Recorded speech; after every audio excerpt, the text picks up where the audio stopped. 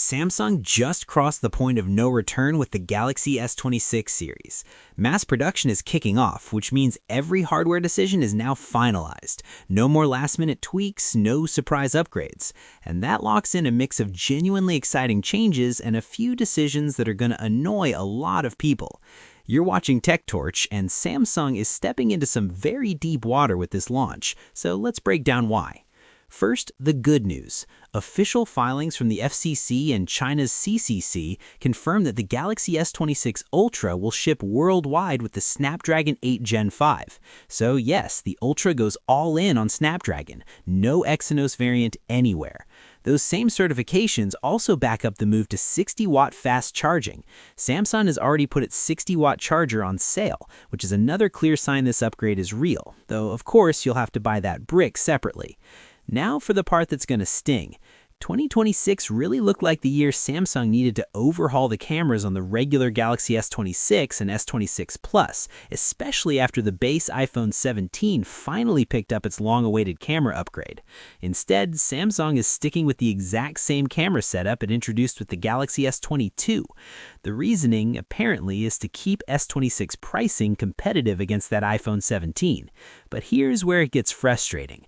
To refresh your memory, we're talking about a 50-megapixel main camera, 12-megapixel ultra-wide, and a 10-megapixel 3x telephoto.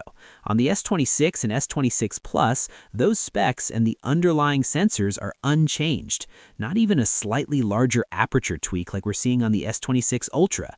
Yes, the phones get thinner, yes, there's a new chipset, but running essentially the same sensors for almost 4 generations in a row feels pretty diabolical for a new flagship. It's gotten so wild that for the first time I can remember, articles are already labeling the Galaxy S26 as a candidate for worst phone of 2026 before it's even been announced. That's how strong the backlash around the camera situation is right now.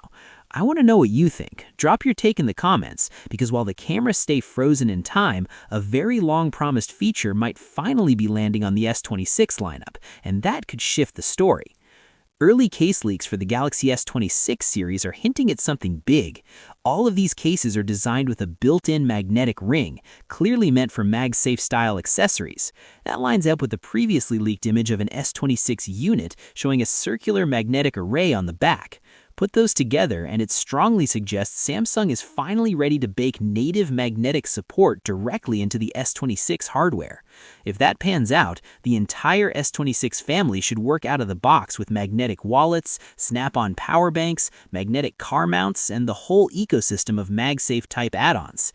It would be the first time a main Samsung flagship lineup supports this kind of default magnetic system. I really hope this does make it to the final devices, because it would be a genuine ecosystem upgrade. And that's not the only shift coming with the S26.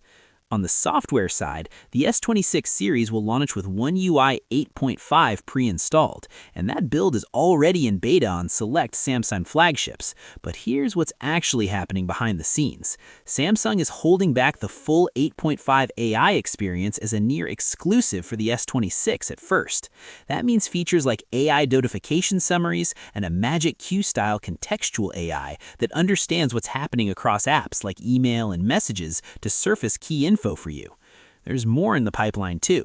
One UI 8.5 on the S26 is set to include text-to-image generation inside Photo Assist and new 3D parallax UI effects for a more dynamic interface. Samsung is deliberately reserving these for the S26 series at launch as a strategic move. The Galaxy S26 lineup will get the same AI tools as well, just on a slight delay. And beyond software, there's a quietly important connectivity upgrade on the Ultra. A recent Chinese certification confirms that the Galaxy S26 Ultra supports direct satellite connectivity. That enables emergency messaging and location sharing even when you're completely outside traditional cellular coverage. Yes, the S25 technically had limited satellite SOS support, but this new implementation looks more integrated, far less dependent on carriers, and potentially usable in more regions. The hope now is that it doesn't end up just restricted to the Chinese variant. So here's where we stand. December is when mass production ramps, which means the hardware for the S26 series is effectively locked heading into the February Unpacked event. No more chances to fix the base S26 and S26 Plus camera situation. What we've discussed is what's shipping. The question is how you see that trade-off. Is holding the cameras back to keep pricing in line with the iPhone 17 justified, or does it really make the S26 the worst phone of 2026? Let me know below. As always, I'll catch you guys later. Peace out.